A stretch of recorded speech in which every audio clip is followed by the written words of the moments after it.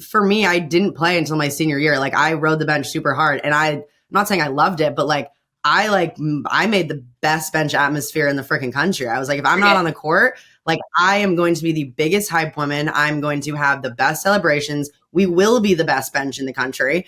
And I was like, if I don't get on the court, whatever, like those girls are better than me. So I'll keep pushing them, but like 100%. I'm Maddie. I'm Azhani. It girls. Maddie, Berezowitz, and Azhani, Tealer. I'm lit girl.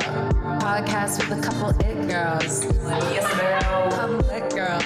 Podcast with a couple it girls. It girls.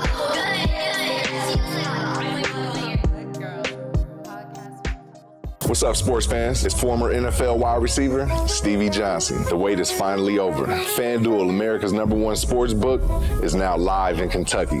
And new customers can get in on the action with $200 of bonus bets guaranteed when you place your first $5 bet. Just sign up at FanDuel.com/Mercury. Finally, you can bet on your favorite sports, from the money line to point spreads to player props and more. This means you'll be able to place all kinds of bets, even live bets. Say you just have a feeling your favorite wide receiver in college football is going to get loose in the final minutes. Go ahead and live bet for him to score on the next drive. I promise you won't regret it. So start betting now on the app that's safe, secure, and super easy to use. Don't miss your chance to win $200 of bonus bets, win or lose. Visit FanDuel.com/Mercury and make every moment more. Must be 21 and up and present in Kentucky. First online real money wager only. $10 first deposit required. Bonus issued as non-withdrawable bonus bets, which expire 7 days after receipt. Restrictions apply. See terms at sportsbook.fanduel.com. Gambling problem? Call 1-800-GAMBLER. All right, guys, I got a hoodie on today, and it's because fresh ball fall is officially upon us, and it's time to get in the spirit. Guys, go out and get your Manscaped kit with using the It Girls code, ItGirls20 for 20% off and free shipping. And guys, get those balls looking nice for fall. It's getting real cold out. You want to stay cozy, but use Manscaped to get yourself right. For all those women or men in your life, and use our code to get 20% off at checkout. What's up, everybody, and welcome back to another episode of the It Girls podcast, where we're just telling the stories of winning women. And today's guest, if you don't know her name, you very soon will. This is Emily Ehman with the Big Ten Network, and she's been doing an incredible job covering volleyball and tons of other sports, and it's been really incredible to get to see her career blast off. And so, Emily, thank you for having us on, and we're excited to get to talk to you. Yeah, thanks for having me. I'm pumped to be here. I've followed you guys for a bit, and it's fun to see you elevate women in that way. And I mean, I also followed your college careers, obviously, and you're ballers, so it's fun to get to catch up.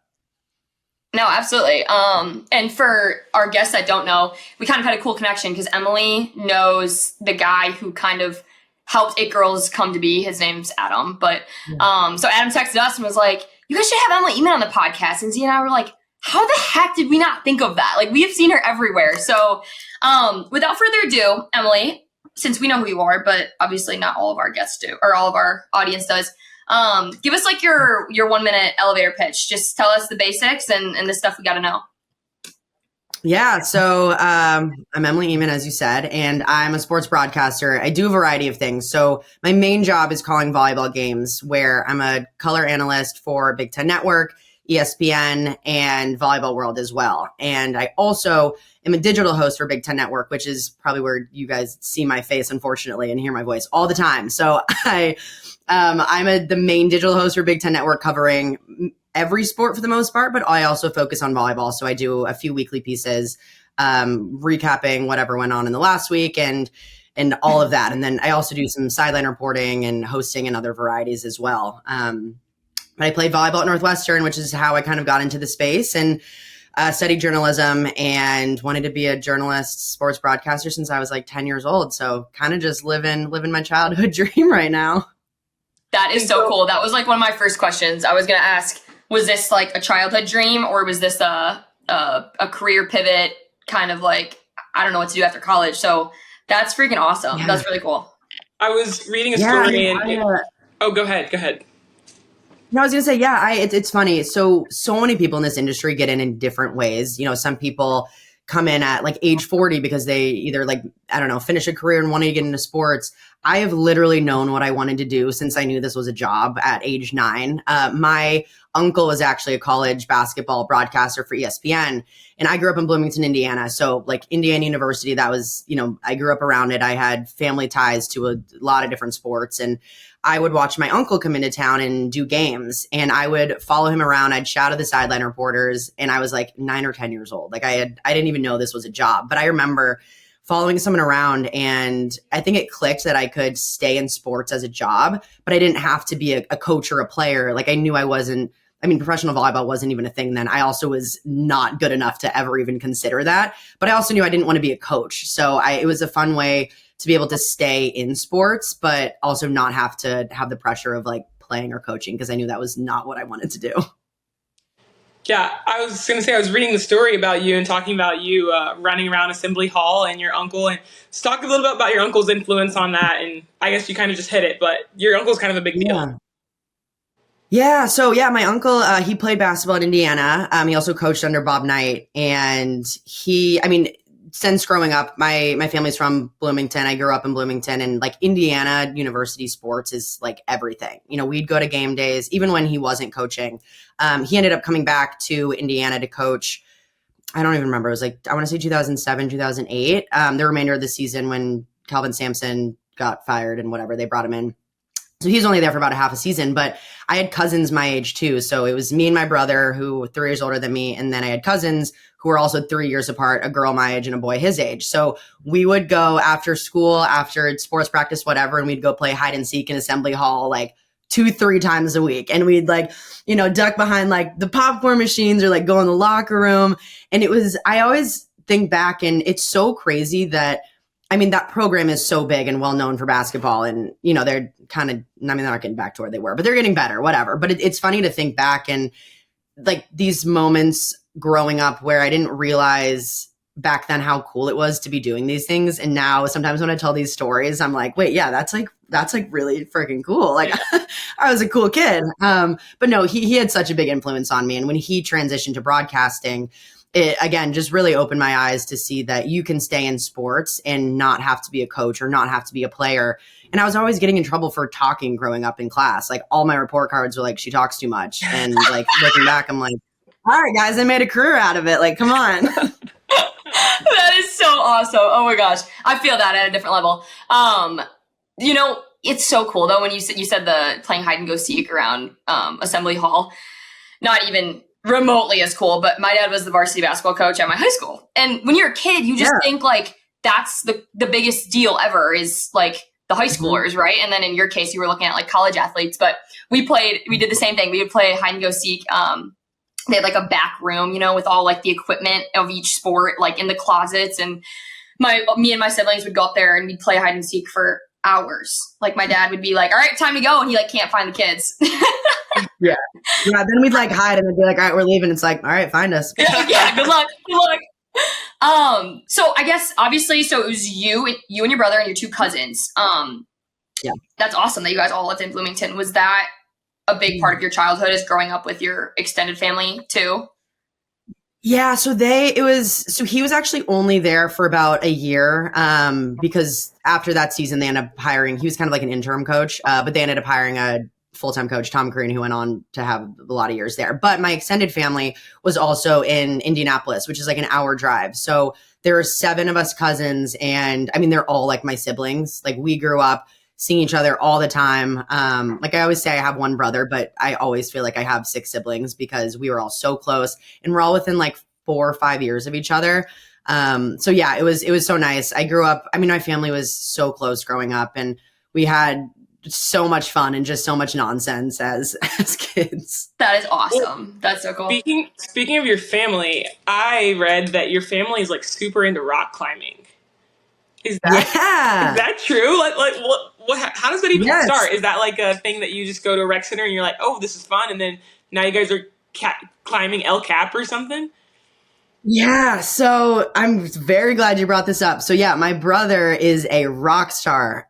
So my dad was a big climber growing up, and he lived like everywhere. He would live out west for a little bit, and he ended up settling down in Bloomington after he went to grad school at Indiana. But yeah, growing up, I mean, we like lived in the rock climbing gym. Like we would go there all the time. It was like a local gym. My brother got really attached to it like at a very young age. My mom always tells stories of this is like a kid that needed to be a leash kid because literally he would go missing at the drop of a hat. But when my mom would look for him, and this was when he was like 3 or 4, so he was very young doing this. And when he would go missing, my mom would literally look up because she knew that he'd be climbing things.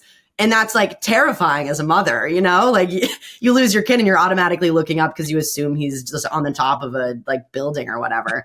But yeah, so he got really into rock climbing, and he's now lived in Yosemite National Park for the last, I think this is his 4th season there, but he worked search and rescue, and he's a baller of a climber. I mean, also the stories he tells from search and rescue are wild. Like, I mean, just the craziest, like technical rescues on the side of a cliff or hiking out 15 miles and having to like carry someone on your back. So it's like crazy stuff. But recently he's been into doing really big climbs. And so El Cap is it's the biggest rock face in North America. It's one of the biggest in the world. It's also probably the most well-known in the world.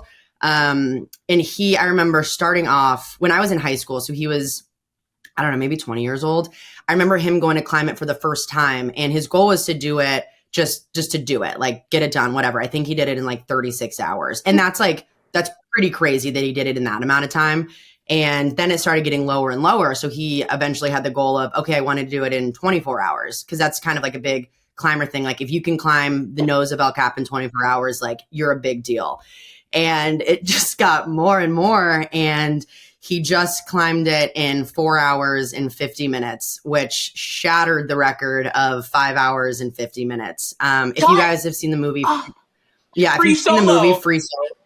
So that guy, Alex Honnold, he's had set the record, I want to say like 10 years ago at 550. And my brother broke it by an hour.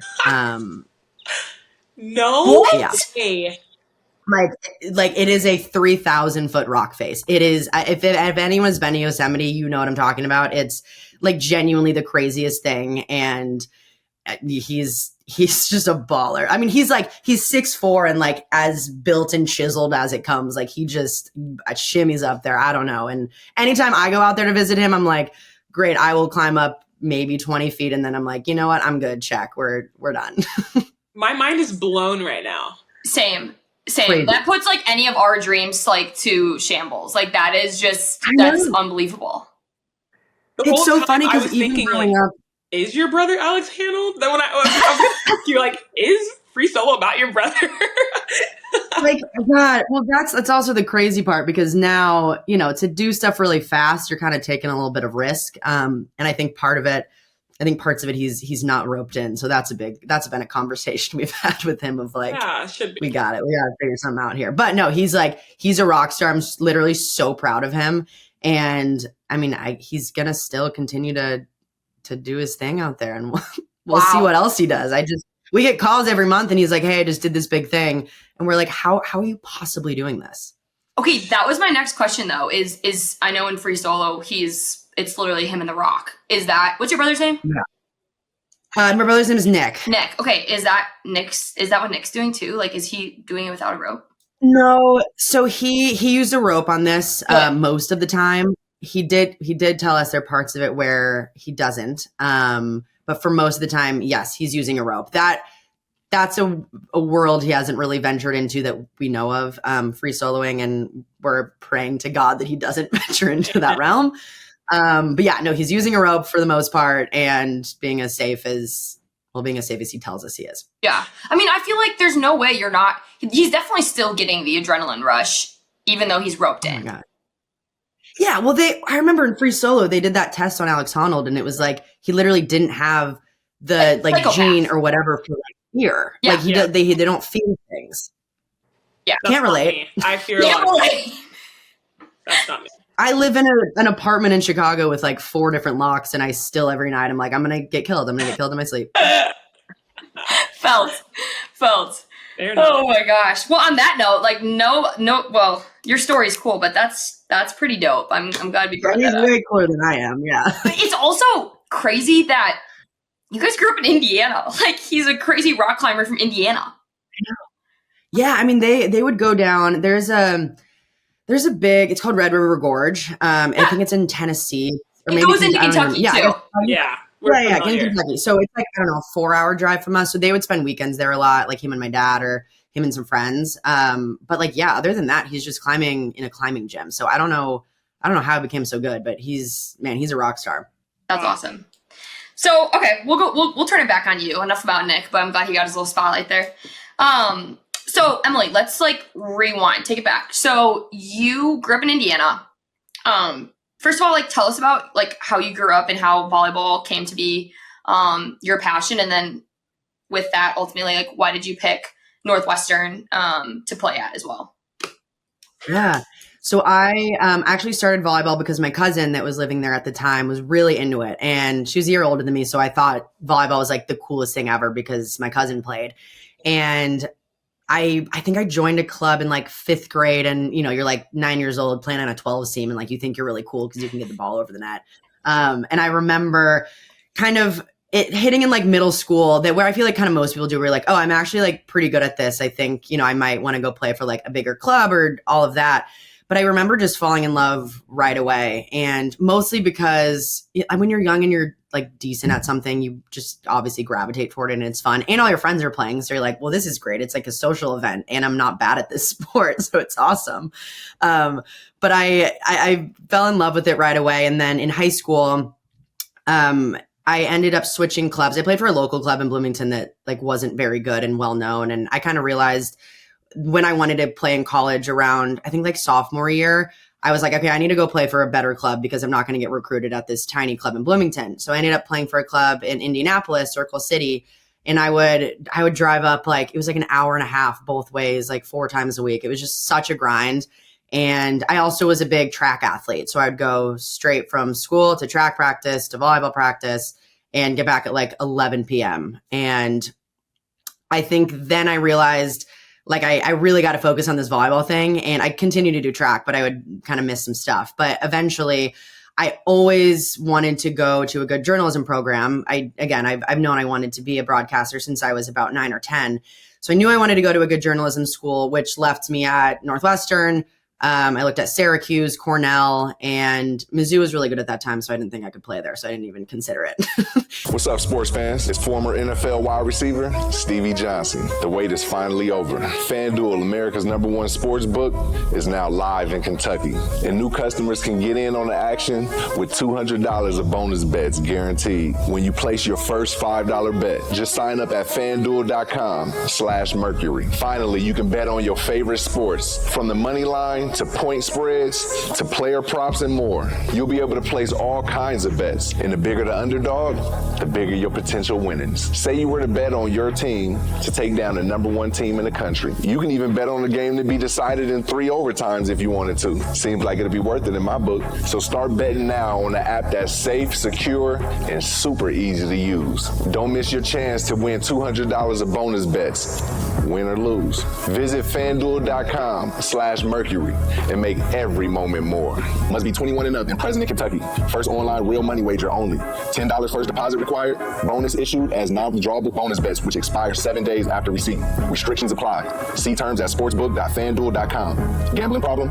Call 1-800-GAMBLER. So I kind of just scratched that one off. But I grew up going to Chicago all the time because my mom's family is from up here. So we used to spend a bunch of summers up here, and Northwestern was honestly kind of always my dream school. I mean, I was always a good student, but I also I couldn't have gotten in on my own kind of situation. But I ended up coming to a camp here, and it was like the first time I'd ever been on campus. And I remember the night before camp, I don't know how this happened, but I forgot my knee pads. I forgot my volleyball shoes. I forgot literally everything. Triggering. And it's a night before. It's triggering. I'm getting sick. Oh my God. And and to be fair, I pride myself in being wildly organized, and I'm very type A. And I guess maybe not so much in high school, more so now. But yeah, fully forgot everything. I didn't have anything going into this camp. And I think it was my sophomore year of high school. And I'd been talking to the coaches a little bit. So it was kind of one of those okay, if they liked me, then we'll go on a visit and all of that. And I remember telling my mom, I was like, I feel like this is meant to be. I probably shouldn't go to this camp. I forgot all my stuff and I'm really nervous and I just don't want to go. So we find a random Dick's Sporting Goods. She's like, you have to go to this. You would be so dumb. We find a Dick's Sporting Goods 5 minutes before they close, we're like, please let us in. I buy like, those giant croc looking knee pads, like just disgusting.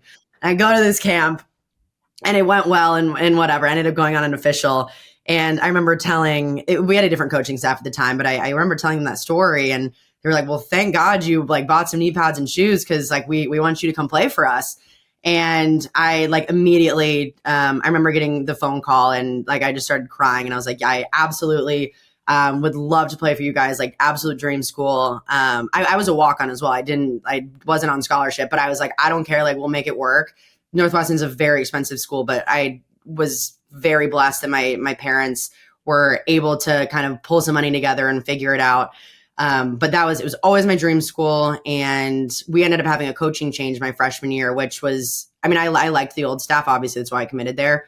One of the reasons, but the staff they had when I got there and the staff they currently have, Shane Davis is one of my favorite people on the planet. I would run through a wall for that man. I would take 90 bullets for that man. Like I had the best experience there. And to be fair, we were not a very good team at all. We lost more games than I can count, but I had genuinely like the best time and would not trade it for the world. Really quick, I think you and Maddie's stories are eerily similar, and so I want her to share about that. But Northwestern was actually like my first visit I ever took when I was getting recruited. And I wondered if you were going to share this. I was thinking it. I was maybe like 14, I don't know. And we played at Windy City. Was I there? Maybe. Probably. We were playing. Like, I saw you and I didn't like you, so I didn't commit. Probably, no. No. But we were playing at Windy City, and Shane, he's awesome, and Aaron Virtue was there also, and so that staff was great.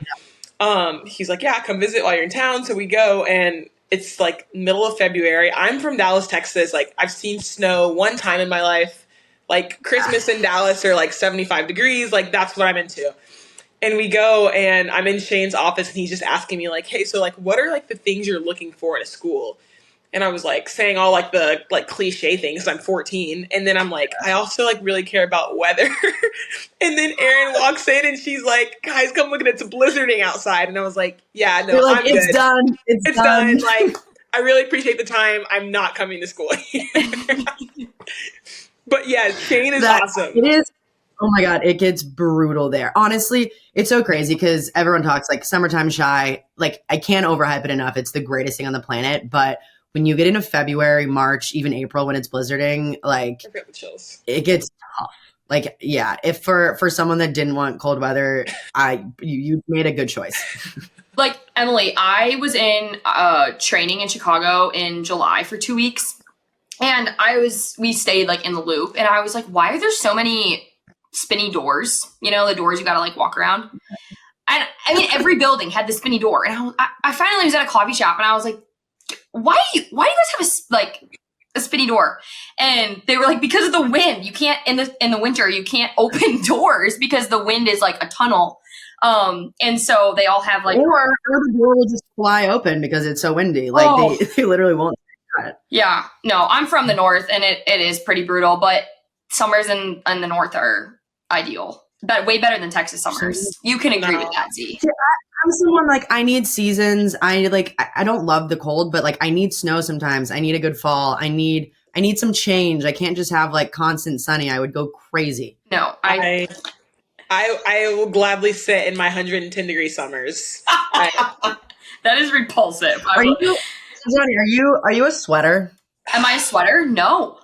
No, I'm a sweater. Yeah. Oh, Azhani the sweater. Okay. I thought you said me. No, because like, I'm a sweater. Like I was in Dallas this summer for a volleyball thing, and it was like 110 every day, and I lost it. Like I would walk outside and I felt like I was being choked. Like I was like, I hate it so much. I would so much rather be in like 10 degrees and like bundled up and whatever than just sweating my butt. Like I couldn't do it. I understand it, but I couldn't be more opposite. Like I would just rather melt than be feeling like I am freezing.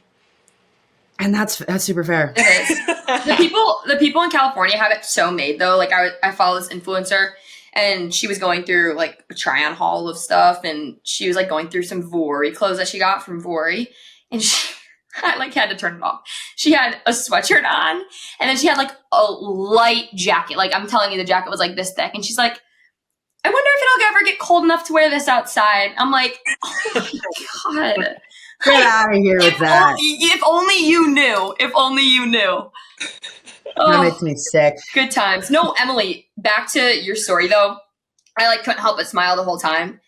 Like, I don't know if you know like my story about how I went to Kentucky, but it's actually ridiculous. Like, I think we have the exact same path. Like, Kentucky was Let me hear it. Kentucky was my dream school since I was like, I don't even know, 10. And I like basically begged them to go there. I would like call Craig all the time and he like wouldn't answer. I'd send emails, like wouldn't answer.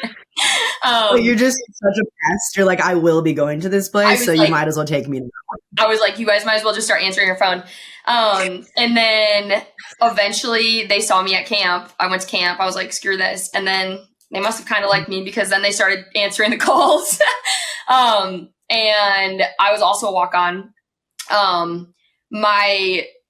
It's just like, it's crazy how everything works out. Like I was so worried about how I was going to pay for it. And ended up like getting a few scholarships or a few semesters of scholarship. And I don't know, it's just, it was the best experience. Like I would run through a wall and 15 walls for Craig Skinner. Like he's the best. When did you start playing freshman year? Or like when did you start really getting in the lineup? That's so sweet that you just said that. Sophomore year, honestly, I started playing a little bit. Well, I like asking walk-ons that because, like, for me, I didn't play until my senior year. Like, I rode the bench super hard, and I'm not saying I loved it, but like, I made the best bench atmosphere in the freaking country. I was like, if I'm not on the court, like, I am going to be the biggest hype woman. I'm going to have the best celebrations. We will be the best bench in the country. And I was like, if I don't get on the court, whatever, like those girls are better than me. So I'll keep pushing them. But like 100%, like the year we won the Natty, we called ourselves FTU and then F them. FTU still lives on. It lives on, but that was like the B side. And we like beat the Natty team, the Natty champ team, like, sorry Z, but like a decent amount of time, like often, low key. Yeah. Low key. But it was so fun because it was just like that. We took pride in that. And it sounds like the same thing for you guys. Totally. Yeah. I mean, I think for us, like, again, we didn't win a lot of games, so it was like a little bit different, but yeah, our B side was always so excited and hyped. And yeah, I mean, we were constantly pushing those girls. And again, for me, I thought, I'm going to practice as hard as I can. I kind of made up for it in other ways. Like I wanted to be the strongest in the weight room. So I was lifting the most. I was like, God, I used to lift so much. Now I can't even think of putting like 10 pounds on my back, but like, that was my thing. Like I was a freaking beast in the weight room. And then running, I was like, I'm going to be the fastest girl on the team. I'm going to beat every single person in sprints. Like I might not be the best passer. I might be passing like 20% in system, but like, I'm going to beat you in a sprint. You can't like I will be shanking. Can't pay me I'll to be go to shanking every receive. ball, but if you want to get in a race, like I'm gonna beat the heck out of you. Oh my god, that's amazing! I love that. You guys are speaking each other's language right now, and I can feel it. Yours too, Tealer. Though you're the same way. You're just really good at volleyball, so that helps. You actually have the skill as well. Oh god, cut it out. Okay, Tealer. I have a good question though, based on our conversation on this. I think like. Well, I know how you do one thing is how you do all things, right? So if how we are in the weight room, how we were on the bench, how we were as a student, that's how people are. If you're a certain way one way, then you should be that way for everything. So talk about how that's translated into your career now. Obviously, you care about everything you do a lot. So how have you seen your career take off because of that care that you've had for everything you do? Yeah, I think it just comes back to like just having that innate drive. Again, like for volleyball, I knew I wasn't going to be or wasn't the best in the gym, but I was going to make up for it in other ways. Like I was going to learn that scout so well, better than every single person. So in the off chance that I had to go in there and shift right and middle back on it, whatever, like I was going to have the biggest shift ever. But I think just that like attention to detail and innate work ethic really translates to my job now because starting off, I graduated in 2020, which was quite literally the worst time to break into sports. Like sports weren't happening. There were no broadcasting jobs out there, also known as hiring. So when that happened, I kind of made a promise to myself, like, I'm going to figure this out. Even if there's no jobs, like, I'm going to make this work. And I ended up starting a web show, like similar to this. I would just interview Big Ten volleyball coaches, players, alumni, like people around the sport. Cause I was like, I'm going to make this work. Like, I don't care if anyone's going to give me an opportunity. I'll make one for myself. I'm going to push a door open. I don't really care. So I started doing that and pitching it to a volleyball publication that picked it up. And then from there, I just started pitching myself to a lot of different places. So I had a connection. I interned at Big Ten Network in college. I was just like a producer editor. So I literally edit videos. And I reached out to like anyone I knew there, pitching what I was doing and all of that. And I ended up pitching myself to Athletes Unlimited for the first year that they started. I had literally no experience doing anything except these web videos. And luckily they were looking for a digital host, but weren't willing to pay that much. And I was like, I'll literally do it for free. Like, I don't care. So I got like chump change and I spent 8 weeks in a bubble in Dallas. And like you're just like grinding all the time in this job. And I learned that pretty early on. Like, this job is what you make of it. And the product is going to reflect how much work you're putting in and how much homework you're doing on these teams and all of that. And I started pitching myself to a lot of different people. I basically like forced Big Ten Network to put me on a game because they also needed analysts, which helped me out.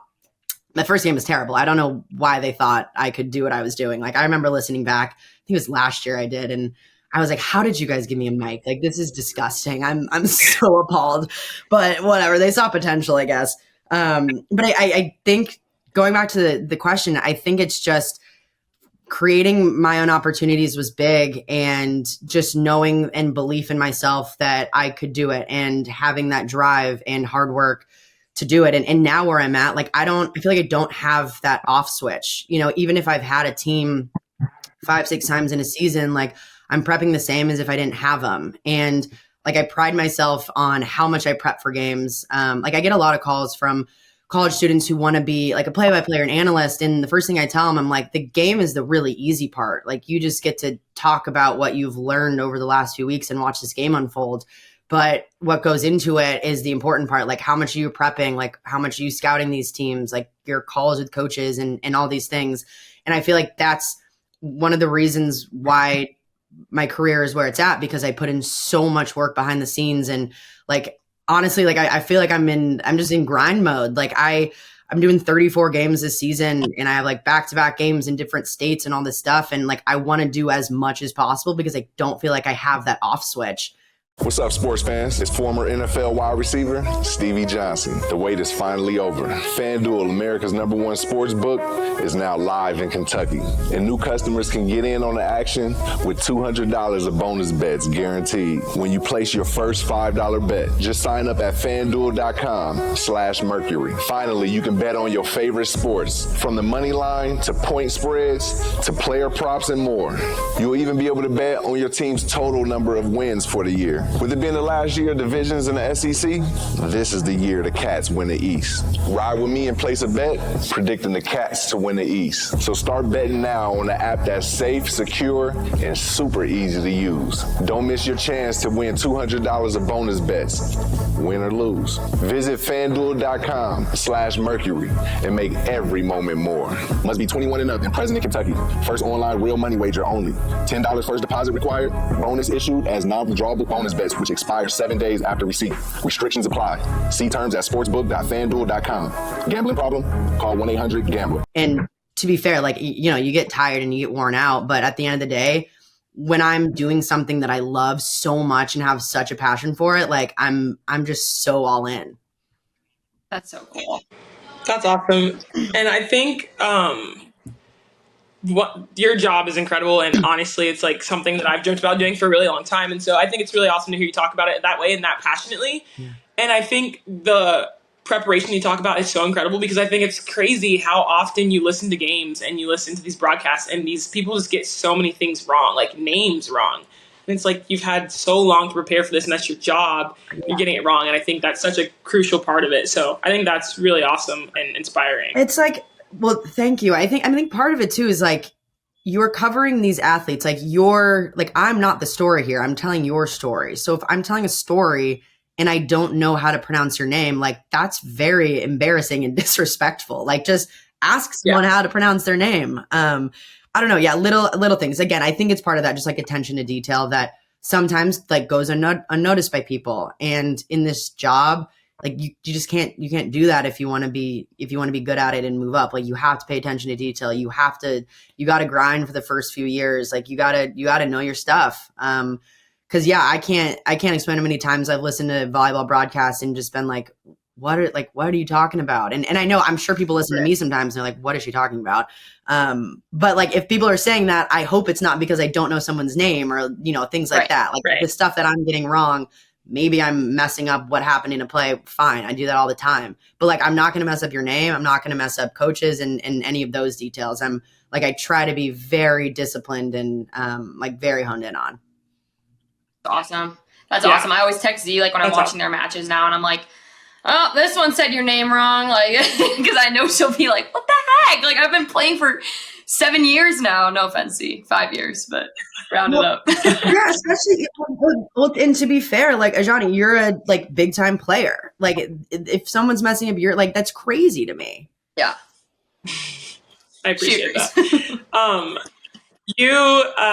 You were saying that like the game and the game unfolding is the really easy part, and something that's gone viral in the past few weeks since it happened was that rally that we played against Nebraska, and you were on the call for that. That rally was what, 1:40 for 30 seconds long. Yeah, it was like I want to say like 1:12, which even to get to a minute's insane. Like Z was on the ground. Well, you know what? Z was on the ground like 12 times during the rally. That's ridiculous as a middle. Yeah. There was one point where I was like, how am I on the ground again? Like, I remember thinking that, like, how are you here? But, like... What was your question? Go ahead. No, go ahead. Well, I was going to flip it back on you because I think you were going to ask me about it, but I just had to sit there and watch it unfold, and I was out of breath, and I didn't have to do anything. Like, take me through that and explain what the heck was going on and how have you ever been that tired? The answer is actually no. I've never been that tired in a match in my life. And every single time someone made a play, I was like, surely like this is it. Yeah. And it just was like never it. Like Harper Murray is the ball Lexi Rodriguez sent like from 40 feet off the sideline. Harper Murray swings at it. And I was like, first off, she's going to be insane because freshman Z would never swing at that ball. No one swings at that ball. And she's just like, yup. Timing's impeccable, hand contacts, or Lexi Rodriguez making one-arm plays, their setters making plays, Rebo's in the back row, and every single time I'm like, why is this still going on? Why is it still going on? And then my legs start to burn. Yeah. Finally, Harper hits sub off the block, and it lands, and I just, like, take a lap. I can't celebrate. I can't look at my teammates. Like, I can't even breathe. So I just walk around, and Reagan Rutherford's like, Z, come in the huddle. And I'm like, Rebo, you got to give me a second, because I cannot breathe. I can't breathe. It was really crazy. It was crazy. Like, I just genuinely... Like, I think about long rallies and, like, me as a libero, yeah, long rallies, like, yeah, you might have to dive a few times. Obviously, you get tired, whatever. But I cannot imagine as an outside or a middle, like, in long rallies, even in, like, 3 to 4, like, rally lengths. Like, the amount of times you guys have to jump in that, like, I was just so shell-shocked. And, like, my jaw was literally on the floor because I was like, I know everyone's conditioned and, like, great. But that was, like, a different level of, like, that was a next gear of like, I'm locked in and this ball is not falling. And those are also the rallies where like, you just want both sides to win because you're like, that was so fun. Totally. Yeah. I would like to say, this is probably biased. I think that the pancake that they made on their side of the net was down. Pancake was down. Thank you. I'll say it, but pancakes are so hard because they're really hard to overturn. Like to challenge them is kind of silly because it's like 50-50 as to whether it can be overturned, right? Well, yeah, honestly, yeah, you rarely see pancakes overturned unless it's like really obvious, but the cameras are never, I mean, I will say Nebraska has probably the best cameras that I've seen, but even then, like, they're so tough to overturn. But based on the looks that we saw, I also thought it was down. I also think, honestly, I think they threw that challenge just to give you guys like a second to breathe because who wants to go into the next play? Yeah, no, not I. Not I. Well, this is actually a funny story, Emily, off of that.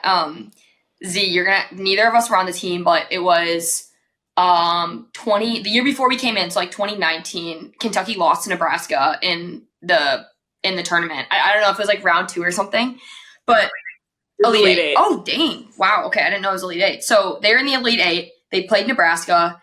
It was like a close, it wasn't a close game. I think they lost in 4, maybe. I'm saying all the details wrong. Anyways, Lexi Hill had a pancake, and they posted like a few months later, like National Pancake Day, and the picture of Lexi, right? And wait, what did I say? Lexi's son, right? It's really awkward. Lexi Hill. Yeah, that's someone I know.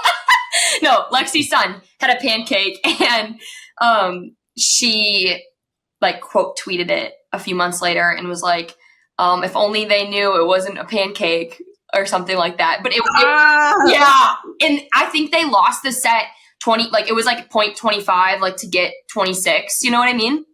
It was a game changing play. And so I remember like we were in the group chat when she quote tweeted that, and the whole team was like, you know, crazy. Oh God, I would have lost it. That's Crazy. so tough. Also, I mean, even back then, challenge rules were different. I don't even know what the challenge rules were then, but Yeah. I'm sure there's no way they would have overturned it regardless.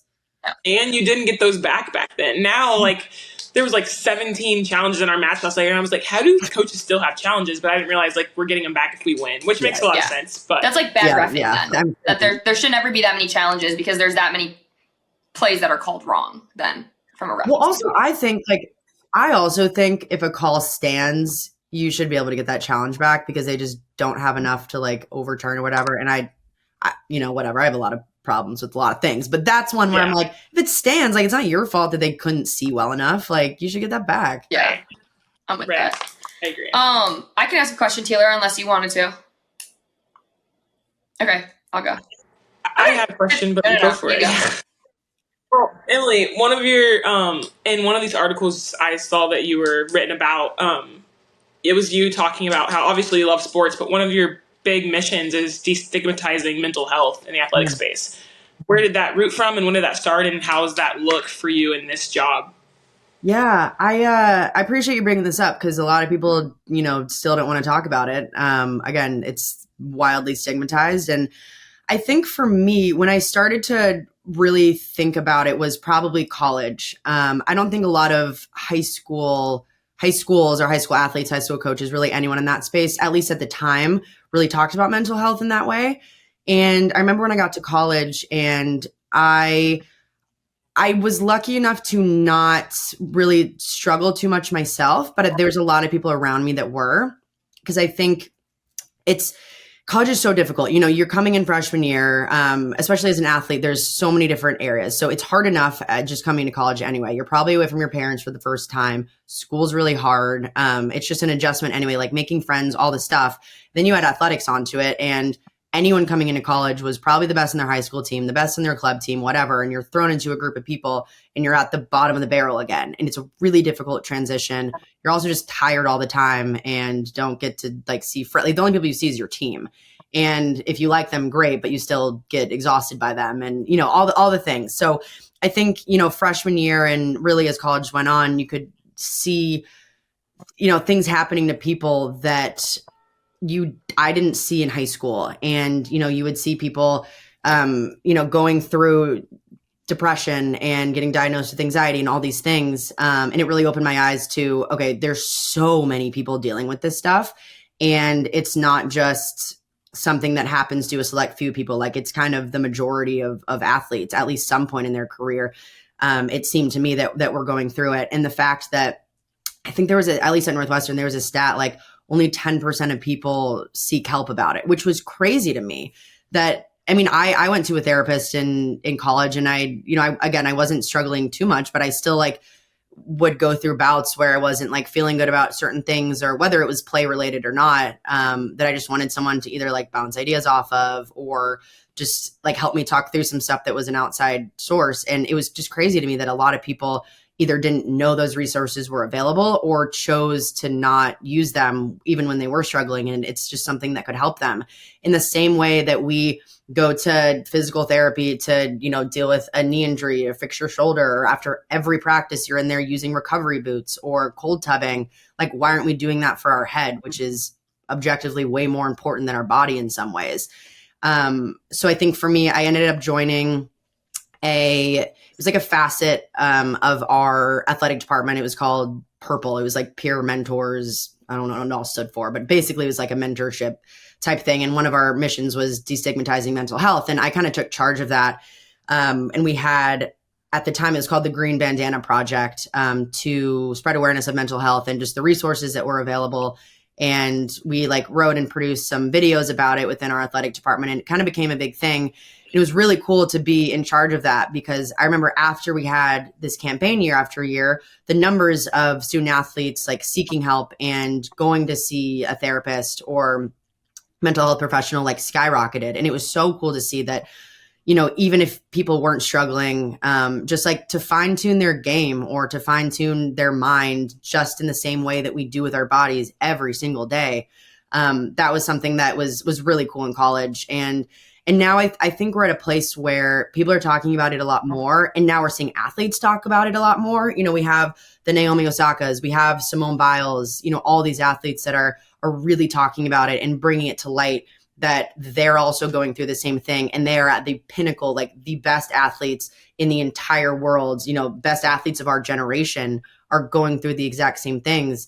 And it's so cool to see. And I feel like it makes me proud to be an athlete in some ways, because you're like, you get it, and you're opening the door for so many younger athletes, or even not even athletes, just people in general, to seek help or to take a break or to, you know, have some me time or whatever that looks like to you. It was just really cool over the last few years to see that space grow in a way that is really progressive and just helping so many people. That's so cool. That's really cool, Emily. We at Kentucky, we had Damn Worth It, which sounds like it might be similar to your Green Bandana campaign. Yeah. And, you know, there were some stories that were brought to light of like our peers within the athletic program that we would have never known, right? Like they would never have talked about unless that space was there for them to do so. So I think it's really needed, and I'm excited. It's not the right word, but I'm hopeful. I guess I'm hopeful that it's going to keep going in the right direction, I would say. Yeah. Feels like it. Yeah, I agree. That's really cool. So I guess a question I had, going back to, or we can stay on the topic of health, I guess, something that like I'm struggling to work through right now is when you have a career outside of sports, yours is in sports, but you're not having to take care of your body every day. Right. So, and I know as a broadcaster, your schedule, you have about this much control over your schedule, right?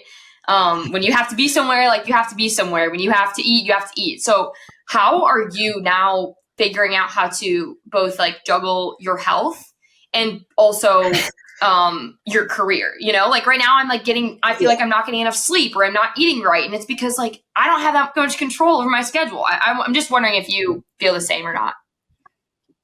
Yeah. I'm laughing because like I'm still figuring out the whole work-life balance thing. Like it's pretty crazy, and not even just in this job, but just I think in life. Like right now, I literally feel like I'm planning out like when I can go to bed and when I can like sneak in a meal, like in between hopping on a plane and going to, you know, wherever, and then the next day turning around and all this stuff.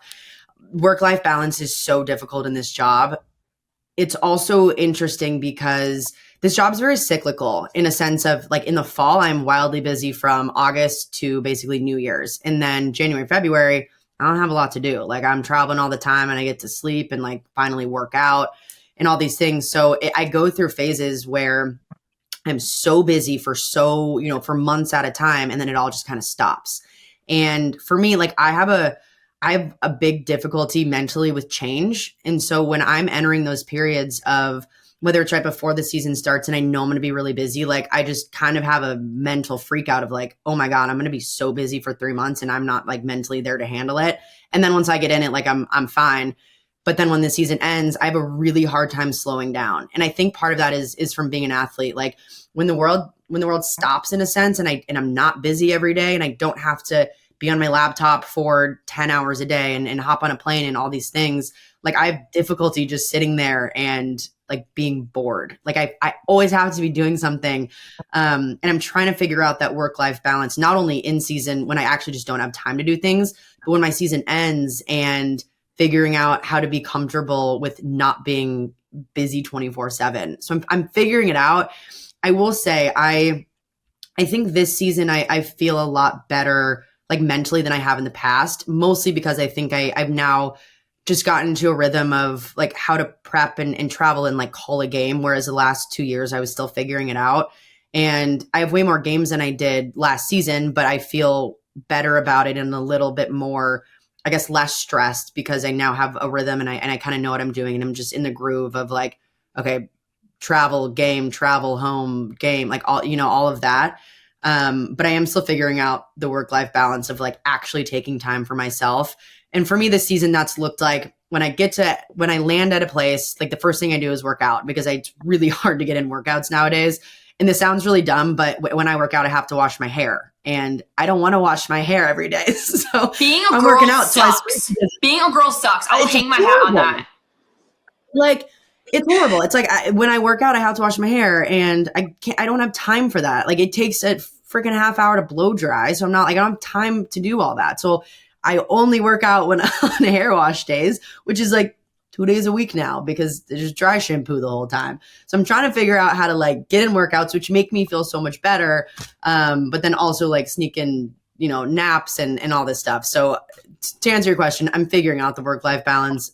Have not fully figured it out yet, but it's kind of just trying to take some time for myself. And I've been talking to friends a lot more. Like any long car ride I have, I'll try to fill that with catching up with people. But like work-life balance is really hard. And it's you don't even have to be a sports broadcaster to feel that. I mean, I have friends working 9 to 5s and they're trying to figure out, the work-life balance themselves and coming home and being tired, not wanting to work out or, cook a meal or see friends. Like working is exhausting. Like stay in volleyball as long as you can, because my God, the real world is just like, it's nonstop for the next like 40 years. And it hits it's a lot. Yeah. Emily, that was literally my next question. And like, it's so dumb, but the working out piece has been really hard. Like post volleyball, I love working out. Like that is like mentally that kind of keeps me in the game, but there's literally only 24 hours in a day. And so like when I miss workouts, I like get so mad at myself and I'm trying to get better about like, okay, like you're not training for something, like you don't have to be in great shape. So that was my next question. You work out twice a week typically? What do you like to do?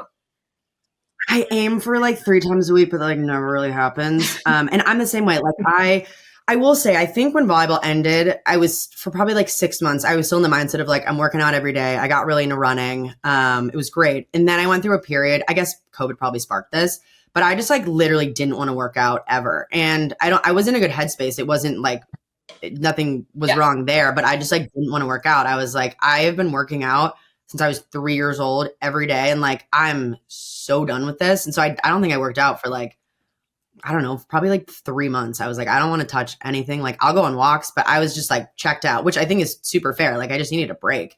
And then I got into running and then my hips and my back decided that I couldn't be into running. So I stopped that. But I think it's really hard figuring out like when you're an athlete, your strength coaches, your coaches are telling you what to do at all times every day. You don't have to make out a workout plan. They're telling you how many reps to do, what exactly to do. You get a demonstration. They're doing everything for you. And then when you're done, they're just like, okay, you have to figure it out for yourself now. Right. I've never had to do that in my life. I don't know what I'm doing. So, you can make workout plans and all that, but that's like, it's really difficult transitioning out of athletics and having like the will to work out, because it changes for people and it'll change, for the same person, like it did for me as you go on in life. But it's really difficult because you don't really know what to do. And sometimes you feel really burnt out of it, which is, again, totally fair. I think for me, what I've I really do miss running and I wish I could run because that was like my favorite release. Also, it's fun to like, for me, it was fun to see campuses and I could run around and all that. But now what I'll do is I go to Orange Theory sometimes. I recently just started Pilates and I always joked that it was like the dumbest thing. And it's so hard. Like I leave that place and I can't walk. Like I'm shaking so bad. Yeah. I love Pilates. So it's so hard. I also will do like 30-minute HIIT workouts in my living room. Other than that, like sometimes I'll go on walks. And by sometimes, I mean like once a month. I'm loving the honesty. I'm loving it. No, honestly, this is going to sound dumb, but it just makes me feel better that I'm not alone because sometimes, I'm just like, I got to figure this out, but you got to give yourself grace. Do you know Victoria Garrick? Yeah. Do you know? I was just going to ask if you knew her because you started talking and I was like, Can we get her on the pod? Right? Emily, do you know her well? Oh my God, no. If I knew her, I would have made that known right away. No, I love her. But, yeah, same. No, but I mean, one, obviously she's doing incredible things for the mental health space and all of that. Yeah. But I know she actually has done a few podcasts on working out after having been an athlete. And I don't remember if she had talked to like a professional or just telling her story, but it's really difficult when you're done with sports to have the will to work out, try to figure out what to do, all these things. But she's a really good podcast about it or like one episode about it that she like constantly links in her Instagram stories and whatnot. Cool. But I would say to any athlete, like even before you graduate, probably even better to listen to then. But it's so relatable and just makes you feel better because we're all going through the same stuff. It's difficult transitioning out of being an athlete. So it's nice to have people in that space that are like well-known, openly talking about it. Totally. And not to like be really vulnerable, but your body changes. Like, oh my God. Yes. Yeah. Well, let's talk about that too. Like, well, even coming into college, I think that's part of it. Like you come into college, you have all your clothes from high school and you start lifting for a month and you put on a pair of jeans that don't even fit over your left calf. And you're like, okay, well, 100%. This is different.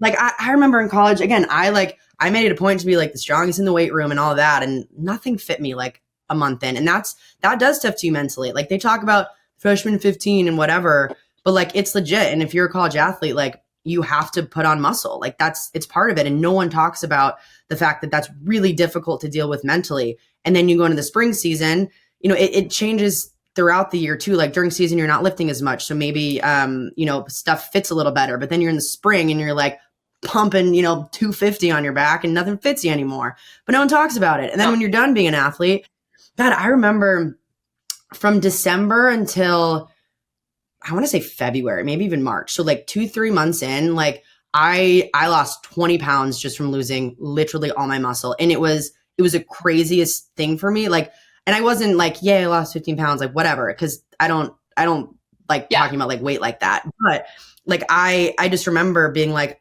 this is crazy because I don't have any muscle anymore. Like, I don't know what to do with my body. This is really weird. And a lot of people just like keep lifting and all that. I just couldn't. I was over it. But it's like, it's weird mentally that transition of like, wow, my body like looks and just feels so different now that I'm done being an athlete. So different. Yeah. No, it's crazy. I know Z's like, I don't know how much Z's body will change. She hates when I say that, but she might have a 6-pack. Like Z, you what? You squat. What did we write down? Like you squat 310, 290. What was it? 315. 315. My God, girl. Yeah. No, but Emily, she like doesn't like to lift. Like if I'm like, that's crazy. Like I would go do extra lifts and she would just like come hang out with me or like go on the elliptical or something. Cause like she doesn't like it. That's so crazy to me. I think I got up to like 275 and I thought I was like the coolest person ever. And so like I'm telling you, I used to be strong, guys. You would never know now. Cause I'm like, I got nothing. 275 is a lot of weight for a bro. I was on a libero. Well, and that's what I'm saying. That's why I dropped like all my muscle right away. Cause like once I stopped like lifting, everything just fell off my body, which I was fine with because I didn't need these massive muscles in the real world. But like, yeah, it was super. Yeah, it was weird. But I also like, I love lifting. That was kind of my thing. I also was like a power lifter in high school. Cause I was long jumper and whatever, but I can't believe you lift that much and don't even really enjoy. I don't want to say enjoy it, but like, that's not your thing. It's not my thing. No, I'd rather like run 30 bleachers than get a lift in, really. And you would do that. Like, I feel like you would just like go do stadiums while I would be like trying to lift. Yeah. I don't know. Wild. Well, I'm glad that we had that conversation. We do want to get Victoria Garrick on the podcast, and I'm feeling like it could happen. I feel like it's in our future, so we're gonna put it out there. Keep reaching out to her, because I feel like sometimes I know she looks through her DM, so just keep doing it. We had Zoe I wish Fleck I could on help. too, and Zoe Fleck was on her podcast, so we're gonna make it happen. It's always incredible. Yes. She's like just one of the coolest, most interesting people in the sport. Cool. She's just so cool. Like, it's like you're into the most random things, and it makes you kind of like really intriguing. She's into so many, like she's got tennis and pickleball and like the I don't know what to call them, the ropes. Like it's crazy. Yeah, she's awesome. Emily, I have one question for you before we do our last question, and I think it's interesting your perspective because you've been to so many campuses as an athlete and now as a broadcaster. You've been to so many campuses. What is your favorite campus / college town in all of college sports? Okay, I'm going to give two answers because I'm wildly biased toward Bloomington in Indiana, obviously, like growing up there. But I will say, like, I genuinely think it's the prettiest campus in the country. I've been to so many of them. Sure.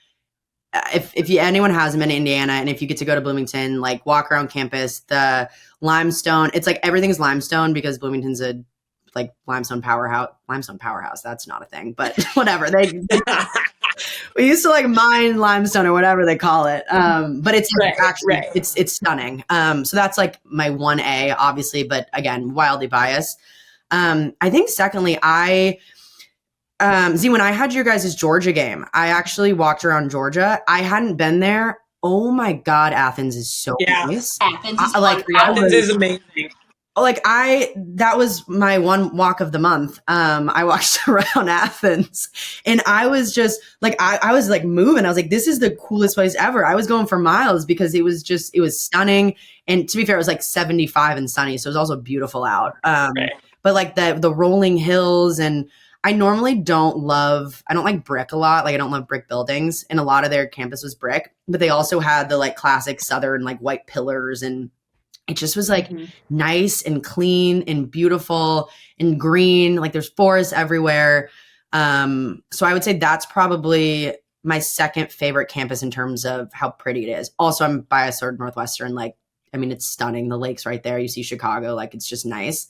But I'm not going to count that because, again, I'm just super biased. Right. Yeah, Georgia is, aside from like the campus and like college buildings, like Athens itself is just so cool. So the buildings, the streets, like everything about it's really beautiful. Yeah, and they have a lot of like really good restaurants and fun bars. They just looked like a super fun place. Yeah.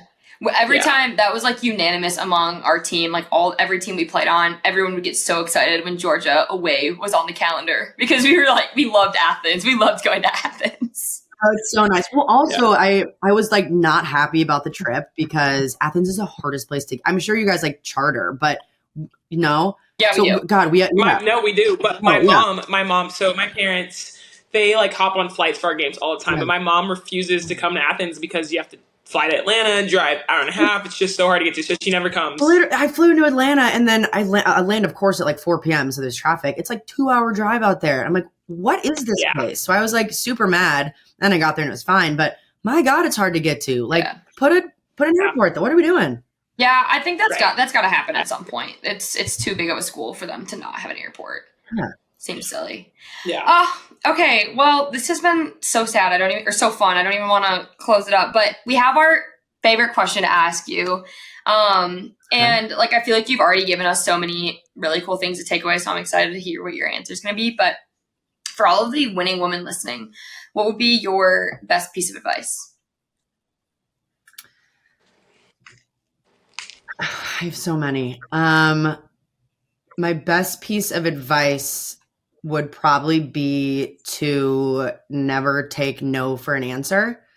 And that could look like a lot of different things. So, you know, professionally, like always shooting your shot, and whatever that looks like reaching out to whoever. Like I remember when I was looking for jobs, like I would just cold call people all the time and like kind of just forcing your way into situations. And people say no, great. You move on to the next thing. Like one door closes, another one opens. I think in so many aspects of life, it's so important to just like keep pushing forward. And if someone says no, then okay, then it wasn't meant to be. So you go on to the next thing. And I also will say, like, I think it's really important to, now this is easier said than done, but like to have confidence. And if you have to fake that, fine. But like if you can just convert your mind to always being like confident and positive, and your body will follow. Like whatever's happening in your mind, your body's going to do the same thing. So even if you're tricking your body into thinking like, hey, I can go do this, whatever, or whatever it is, just being confident. And if that has to be fake confidence at first, fine, whatever. At least other people around you are going to think you're super confident and know what you're doing, even if you have no idea. Like I feel like half my job is BSing people, and not really, but like, like you got to just act confident, like you know what you're doing, know what you're saying. And in any aspect of your life, like good things will happen if you can tell yourself like you can do this. Find your why. I always think back like when my job gets tough or I get burnt out, like why am I doing this is really important. And just knowing that you're wherever you are for a reason, and just continue pushing. Like, again, if someone says no to you, if someone wants to close a door, that's fine. It wasn't meant to be. Like, go to the next thing. I love that. We you knew I was going to say this, Z, but Z and I coined the term delusional confidence one time. Yes. Just being like delusionally confident in every aspect of your life is kind of a game changer, I think. Yeah.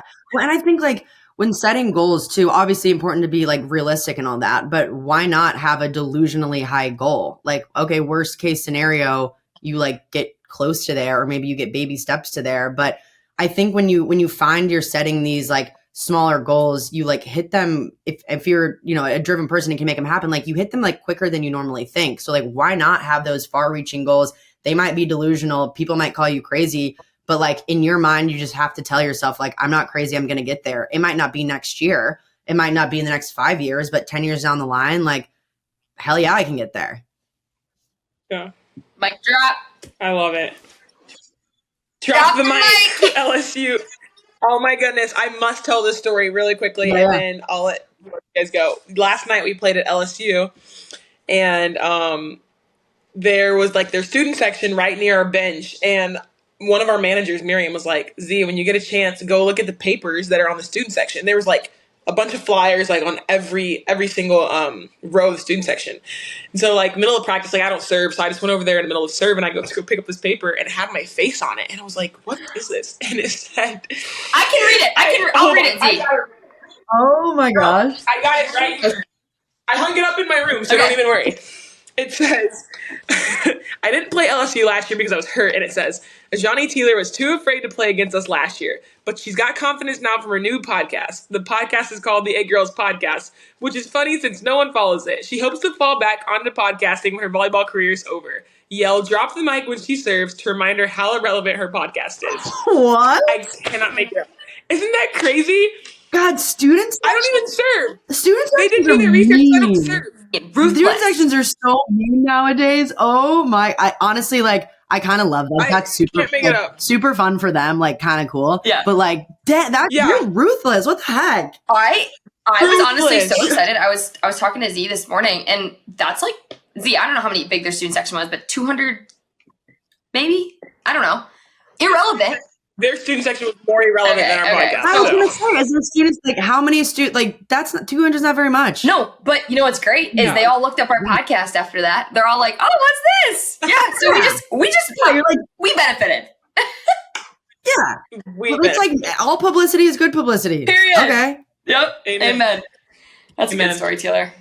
Well, thanks. On that note, Emily, thank you times a million. This has absolutely been such a pleasure, and I know I speak on behalf of both Z and I, but you are so talented at what you do, and we are so excited to see what the next level looks like for you, and just watch you as you continue to grow with the sport too. So we thank you. Thank you. That means a lot. Yeah. I appreciate it. I think honestly, like, people like you guys make my job really easy. Like, Z, when I get to cover you, it makes it easy because you're such a fun like player and person, and it's fun being in this job because I love the sport so much, and I love the people in it. If I didn't, I would be doing a different sport. Like I probably wouldn't like my job as much, but it really makes my job easy and fun because I have the best athletes and coaches to cover who like care about the sport as much as I do. So I appreciate it. It's been fun. I love it. And see, you guys are crushing it right now. So keep it up. Thank you. I appreciate it. We're on a roll. We'll keep it going. So I love it. yes, ma'am. Thank you so much, Emily. We appreciate you. Thanks, guys. Thank you. Have a good one. You too.